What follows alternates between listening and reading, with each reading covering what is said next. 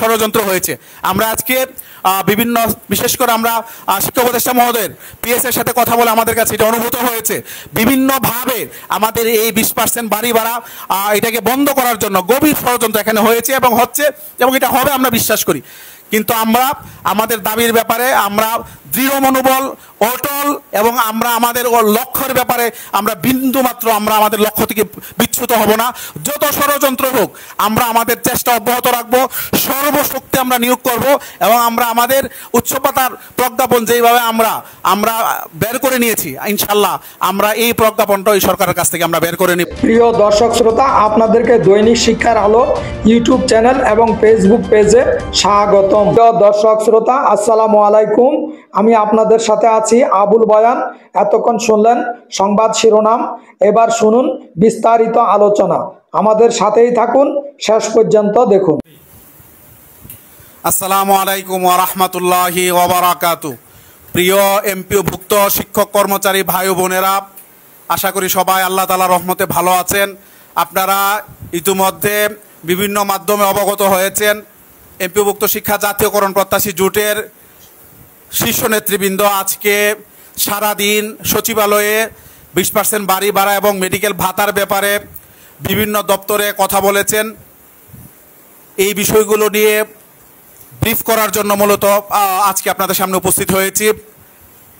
আমরা 13 তারিখে মিটিং করার পরে আপনারা জানেন 20 তারিখ আমাদের যে 20% উৎসব আমাদের বাড়ি ভাড়ার যে হিসাব, এটা আমরা মন্ত্রণালয়ে জমা দিয়েছিলাম, এবং আমাদের এই মন্ত্রণালয় হিসাব জমা দেওয়ার পরে মন্ত্রণালয়ের পক্ষ থেকে মাওসিকে চিঠি দেওয়া হয়েছিল আমাদের বাড়ি ভাড়ার হিসাবটি তারা রেডি করে মন্ত্রণালয়কে জমা দেওয়ার জন্য। আলহামদুলিল্লাহ, মাওসি আজকে তারা আমাদের বাড়ি ভাড়ার হিসাবটি রেডি করে ইতিমধ্যে মন্ত্রণালয়কে তারা পাঠিয়েছে। এই জন্য আমরা মাওসিকে ধন্যবাদ জানাই যে অতি দ্রুত সময়ের মধ্যে মাওসি আমাদের বাড়ি ভাড়ার হিসাবটি মন্ত্রণালয়কে দিয়েছে। পাশাপাশি আমাদের প্রত্যাশা ছিল মাদ্রাসা এবং কারিগরি অধিদপ্তরেও চিঠি দেওয়া হবে, কিন্তু দুঃখের বিষয় মাদ্রাসা এবং কারিগরি অধিদপ্তরে চিঠি দেওয়া হয়নি। আজকে এসে আমরা বিভিন্ন দপ্তরে ঘুরে আমরা আমাদের এই চিঠি আমরা যাতে দেয়া হয় আমরা এটার ব্যবস্থা নিয়েছি। আমরা মাধ্যমিক এবং উচ্চশিক্ষা বিভাগের সম্মানিত সচিব মহোদয়, তার সাথে আমরা সাক্ষাৎ করেছি। আমরা মাদ্রাসা এবং কারিগরি যিনি সচিব আছেন, সচিব মহোদয়ের সাথে আমরা সাক্ষাৎ করেছি। আমরা শিক্ষা উপদেষ্টা মহোদয়ের সাথে সাক্ষাৎ করেছি।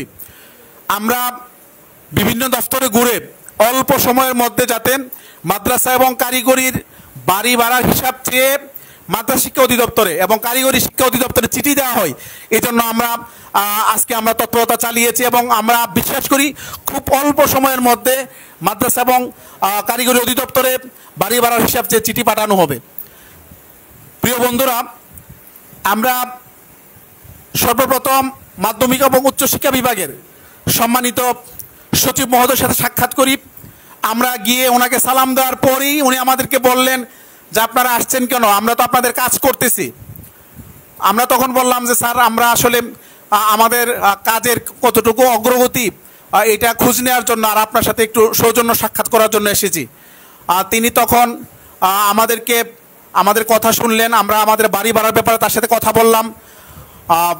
তখন আমাদের আন্দোলনের বিষয়টি আসলো, কারণ আপনারা জানেন যে আমরা 2টি কর্মসূচি রেখেছি। একটি 14 সেপ্টেম্বর সারা বাংলাদেশের সকল এমপিওভুক্ত শিক্ষা প্রতিষ্ঠান অর্ধ দিবস কর্মবিরতি, এবং 15 এবং 16 সেপ্টেম্বর সারা বাংলাদেশের সকল এমপিওভুক্ত শিক্ষা প্রতিষ্ঠানে পূর্ণাঙ্গ কর্মবিরতি আমাদের কর্মসূচি ছিল। তো সচিব মহোদয় আমাদেরকে বললেন যে আমরা তো কাজ করতেছি, আপনারা যদি এখন আন্দোলন করেন তাহলে আমরা তো নিরুৎসাহিত হব, আমাদের কাজে আমরা নিরুৎসাহিত হব। আমরা তাকে আশ্বস্ত করেছি যে আপনারা যদি আমাদের এই যে কাজটা, আমাদের বাড়ি ভাড়ার বিষয়টা যদি আপনি আমাদের আগামী পরবর্তী যে আন্দোলনটি রয়েছে, অর্থাৎ আমাদের অক্টোবরের 12 তারিখ থেকে প্রেস ক্লাবে যে লাগাতার কর্মসূচি রয়েছে আমাদের দাবি আদায় না হওয়া পর্যন্ত, এর আগে যদি আমাদের বাড়ি ভাড়ার বিষয়ে আপনি একটি সুরাহা করে দেন, প্রজ্ঞাপনের ব্যবস্থা করে দেন, তাহলে আপনার প্রতি শ্রদ্ধা রেখে এবং মন্ত্রণালয়ের প্রতি শ্রদ্ধা রেখে আমরা আমাদের এই আন্দোলনটিকে, আমরা কর্মবিরতির আন্দোলনটিকে আমরা স্থগিত করার চিন্তা ভাবনা আমরা করব। আমরা তাকে আশ্বস্ত করেছি করেছি। তিনি আমাদেরকে বলেছেন যে অক্টোবরের 12 তারিখের আগে আপনাদের কাজ হয়ে যাবে, তিনি এটা মৌখিকভাবে তিনি বলেছেন। আমরা তার প্রতি আস্থা রাখতে চাই এবং বিশ্বাস রাখতে চাই। পরবর্তীতে আমরা কথা বলেছি মাননীয় শিক্ষা উপদেষ্টা মহোদয়ের সাথে। তিনি আমাদেরকে বলেছেন যে আমি তো আপনাদের বিষয়টা নিয়ে কাজ করছি। তিনি আমাদেরকে বলেছেন যে আমি ইতিমধ্যে অর্থ উপদেষ্টার সাথে এই ব্যাপারে আপনাদের বিষয়টা নিয়ে কথা বলেছি। তিনি দুইটা বিষয় আমাদের অ্যাপ্রিসিয়েট করেছেন। এক নম্বর, যে আমরা অত্যন্ত সুশৃঙ্খলভাবে শান্তিপূর্ণভাবে ওই দিন আমাদের আন্দোলনটি শেষ করেছি, এটা উনি অ্যাপ্রিসিয়েট করেছেন। আরেকটি বিষয় অ্যাপ্রিসিয়েট করেছেন যে আপনারা অনেক দাবি করেন নাই, যৌক্তিক যে দাবিটা আছে, যেটা আসলে মন্ত্রণালয়ে হয়তো যেটা নিয়ে কাজ করতে পারবে, কাজ করার মতো সুযোগ আছে, আপনারা একটি দাবি করেছেন। এই দুইটি বিষয় উনি অ্যাপ্রিসিয়েট করেছেন এবং উনি বলেছেন যে উনি ওনার জায়গা থেকে চেষ্টা করবেন। আমরা ওনাকে বলছি যদি আমাদের কাজটা উনি যাতে ওনার সময় যাতে কাজটা হয়, আমরা যাতে প্রজ্ঞাপনটা পাই, ওনাকে আমরা অনুরোধ করেছি যে স্যার আপনি থাকা অবস্থায় আপনি আমাদের প্রজ্ঞাপনটা করে দিয়ে যাবেন। উনি আমাদেরকে আশ্বস্ত করেছেন। আমরা এরপরে আমাদের মাদ্রাসা এবং কারিগরির যিনি সচিব স্যারের সাথে আমরা সাক্ষাৎ করেছি। অত্যন্ত হৃদ্যতাপূর্ণ আলোচনা ওনার সাথে হয়েছে। উনি অত্যন্ত গুরুত্ব দিয়ে আমাদের কথাগুলো শুনেছেন। আমরা ওনাকে বলেছি যে আমাদের মাদ্রাসা এবং কারিগরি অধিদপ্তরে এখন পর্যন্ত চিঠিটা যায়নি, এটা হয়তো মিসম্যানেজমেন্ট হয়েছে, মিসআন্ডারস্ট্যান্ডিং হয়েছে, এটা যাতে দ্রুত চিঠিটা পাঠানো হয়। উনি এটা নোট নিয়েছেন এবং অল্প সময়ের মধ্যে এটা পাঠানো হবে ইনশাল্লাহ, আমরা বিশ্বাস করি। এর বাইরে আমরা ওনাকে অনুরোধ করেছি যে আপনি আমাদের উপদেষ্টা মহোদয় যেহেতু আমাদের বিষয়টা পার্সেন্ট আকারে বিষয়টা উনি প্রথম মিটিংয়ে মেনে নিয়েছেন এবং পরবর্তীতে আজকেও আমরা ওনার সাথে সাক্ষাৎ করেছি। সুতরাং আপনারা যদি স্যারকে এই বিষয়টা নিয়ে আপনারা যদি একটু কনভিন্সের চেষ্টা করেন তাহলে খুব সহজেই হয়তো আমাদের বাড়ি ভাড়াটা হয়ে যাবে। উনি আমাদেরকে আশ্বাস দিয়েছেন উনি ওনার জায়গা থেকে সর্বোচ্চ চেষ্টা করবেন আমাদের বাড়ি ভাড়াটার সাথে দেই। এর বাইরে উনি আমাদেরকে একটি বিষয় বলেছেন যে আপনারা যেমন সরকারের কাছে প্রত্যাশা রয়েছে আপনাদের সুযোগ সুবিধা বৃদ্ধির, আমাদেরও জনগণের পক্ষ থেকে আপনাদের কাছে প্রত্যাশা রয়েছে, সেটি হচ্ছে শিক্ষার গুণগত মান নিশ্চিতের জন্য আপনাদের কাজ করা। তিনি আমাদেরকে বলেছেন যে আপনারা কাজ করেন কিনা। আমরা কয়েকটা উদাহরণ দিয়ে তাকে বলেছি যে আমরা শুধু শিক্ষকদের দাবি দেওয়া নিয়ে নয়, আমরা শিক্ষার গুণগত মান নিশ্চিতের জন্য কাজ করছি। আমরা কয়েকটি উদাহরণও তাকে দিয়েছি। যেমন আমি আমার মাদ্রাসার কথা বলেছি, আমার মাদ্রাসায় আমার শিক্ষকদের নিজেদের বেতনের টাকা দিয়ে আমরা একজন নুরানি শিক্ষক রেখেছি শিক্ষার্থীদেরকে বিশুদ্ধ কোরআন তেলাওয়াত শিক্ষা দেওয়ার জন্য। এবং আমি ইতিমধ্যে এটা পোস্ট করেছি যে সমস্ত আলিয়া মাদ্রাসায় আমাদের শিক্ষক যারা সামর্থ্যবান শিক্ষক রয়েছেন বা যে সমস্ত প্রতিষ্ঠানে সামর্থ্য রয়েছে তারা যাতে অন্তত নিজস্ব টাকা দিয়ে একটি নুরানি শিক্ষক রেখে শিক্ষার্থীদেরকে যাতে কোরআন বিশুদ্ধভাবে তেলাওয়াতের ব্যবস্থা করেন। তো আমরা এগুলো নিয়ে কাজ করছি, আরও বিভিন্নভাবে আমরা আমাদের জায়গা থেকে কাজ করছি। আমরা ওনাকে নিশ্চিত করেছি যে আমরা গুণগত শিক্ষা নিশ্চিতের জন্য আমরা কাজ করব, আমাদেরকে আপনার সহযোগী হিসেবে আপনারা পাবেন। আমরা নীতিমালার ব্যাপারে আমরা কত কথা বলেছি। উনি বলেছেন যে নীতিমালার বিষয়টি মন্ত্রণালয় শিক্ষা থেকে অর্থ মন্ত্রণালয়ে পৌঁছানো হয়েছে, মাদ্রাসার যে নীতিমালাটা রয়েছে পৌঁছানো হয়েছে এবং এটা অল্প সময়ের মধ্যে আমাদের এই নীতিমালাটা ইনশাল্লাহ পাবলিশ হয়ে যাবে। তো সব মিলিয়ে আমরা ডেপুটি সেক্রেটারি মাদ্রাসা এবং কারিগরির জনাব আব্দুল হান্নান মহোদয়, ওনার সাথে আমরা সাক্ষাৎ করেছি। উনি মূলত আসলে আমাদের ওই চিঠিটার কাজের ওনার মূল দায়িত্ব উনি বলেছেন যে আমি সচিব স্যারের সাথে কথা বলে আপনাদের চিঠি পাঠানো আমি ব্যবস্থা করব। এর বাইরে আমরা পিএস মহোদয়ের সাথে আমরা মাদ্রাসা এবং কারিগরির যে পিএস সেক্রেটারি মহোদয়ের যে পিএস তার সাথে আমরা কথা বলেছি। আমরা মাধ্যমিক উচ্চশিক্ষা বিভাগের যিনি সচিব স্যার তার পিএস এর সাথে আমরা কথা বলেছি। আমরা উপদেষ্টা মহোদয়ের যে পিএস মহোদয় আছেন ওনার সাথে আমরা কথা বলেছি। সব মিলিয়ে আমরা সারাদিন আজকে ব্যাপক কর্মতৎপরতা আমরা মিনিস্ট্রিতে আমরা চালিয়েছি।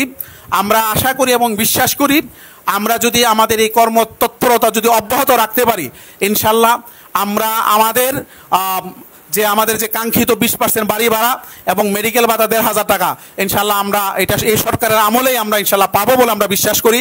কারণ আপনারা দেখেছেন সরকারের যেহেতু আন্তরিকতা রয়েছে এই কারণেই কিন্তু মাউসিতে তারা চিঠি দিয়েছেন এবং মাউসিরও আন্তরিকতা আছে, যার কারণে তারা কিন্তু দ্রুত সময়ের মধ্যে তারা হিসাব রেডি করে মন্ত্রণালয়কে তারা আজকে জমা দিয়েছে। সুতরাং আমরা বিশ্বাস করি সরকারের আন্তরিকতা আছে। আমরা সরকারের এই আন্তরিকতাকে কাজে লাগিয়ে আমরা আমাদের উৎসব ভাতার প্রজ্ঞাপনটা আমরা যেভাবে আদায় করেছি আমরা এটা ইনশাল্লাহ আদায় করব। আর কর্মসূচির ব্যাপারে যেহেতু সচিব মহোদয় ওনারা যেহেতু আমাদেরকে বলেছেন যে এটা যদি আপনারা অব্যাহত রাখেন তাহলে আমরা নিরুৎসাহিত উৎসাহিত হব, তার প্রতি সম্মান জানিয়ে শ্রদ্ধা জানিয়ে আমরা জোটের মিটিং করে আমরা কর্মসূচির ব্যাপারে আমরা সিদ্ধান্ত নেব। কিন্তু আমাদের ডেডলাইন হচ্ছে আমাদের 12ই অক্টোবর। এর মধ্যে যদি প্রজ্ঞাপন না হয় তাহলে আমরা লক্ষ লক্ষ শিক্ষক নিয়ে জাতীয় প্রেস ক্লাবে আমরা উপস্থিত হব এবং প্রজ্ঞাপন যতক্ষণ জারি না হবে, আমরা ঘোষণা আশ্বাস নয়, প্রজ্ঞাপন নিয়ে পরে আমরা এখান থেকে যাব ইনশাল্লাহ। তো আপনাদের প্রতি উদাত্ত আহ্বান থাকবে, আপনারা আমাদের এই বাড়ি ভাড়ার বিষয়টি আপনারা ফেসবুকে সোশ্যাল মিডিয়ায় ব্যাপক লেখালেখি করেন, আমাদের মেডিকেল ভাতার বিষয়টি নিয়ে আপনারা লেখালেখি করেন। মন্ত্রণালয় আপনাদের অনেকের আত্মীয় স্বজন আছে, তাদের সাথে আপনারা একটু সুযোগ থাকলে যোগাযোগ করেন। আরেকটি বিষয় বলি, সেটি হচ্ছে আমাদের এটা বন্ধ করার জন্য গভীর ষড়যন্ত্র হয়েছে। আমরা আজকে বিভিন্ন, বিশেষ করে আমরা শিক্ষা উপদেষ্টা মহোদয়ের পিএসের সাথে কথা বলে আমাদের কাছে এটা অনুভূত হয়েছে, বিভিন্নভাবে আমাদের এই 20% বাড়ি ভাড়া এটাকে বন্ধ করার জন্য গভীর ষড়যন্ত্র এখানে হয়েছে এবং হচ্ছে, এবং এটা হবে আমরা বিশ্বাস করি। কিন্তু আমরা আমাদের দাবির ব্যাপারে আমরা দৃঢ় মনোবল, অটল, এবং আমরা আমাদের লক্ষ্যের ব্যাপারে আমরা বিন্দুমাত্র আমরা আমাদের লক্ষ্য থেকে বিচ্যুত হব না। যত ষড়যন্ত্র হোক আমরা আমাদের চেষ্টা অব্যাহত রাখবো, সর্বশক্তি আমরা নিয়োগ করব এবং আমরা আমাদের উচ্চপাতার প্রজ্ঞাপন যেইভাবে আমরা বের করে নিয়েছি, ইনশাল্লাহ আমরা এই প্রজ্ঞাপনটা এই সরকারের কাছ থেকে আমরা বের করে নিব। আপনারা আমাদের পাশে থাকবেন, সাথে থাকবেন, বিগত সময়ে যেভাবে ছিলেন। আপনাদের সকলকে ধন্যবাদ জানাচ্ছি। সকলে দর্শক শ্রোতা, এই ছিল আমাদের আজকের পরিবেশনা। আমাদের পরিবেশনাটি আপনার ভালো লাগলে লাইক, কমেন্ট, শেয়ার করুন। আজকে এই পর্যন্তই। আল্লাহ হাফেজ। আসসালামু আলাইকুম।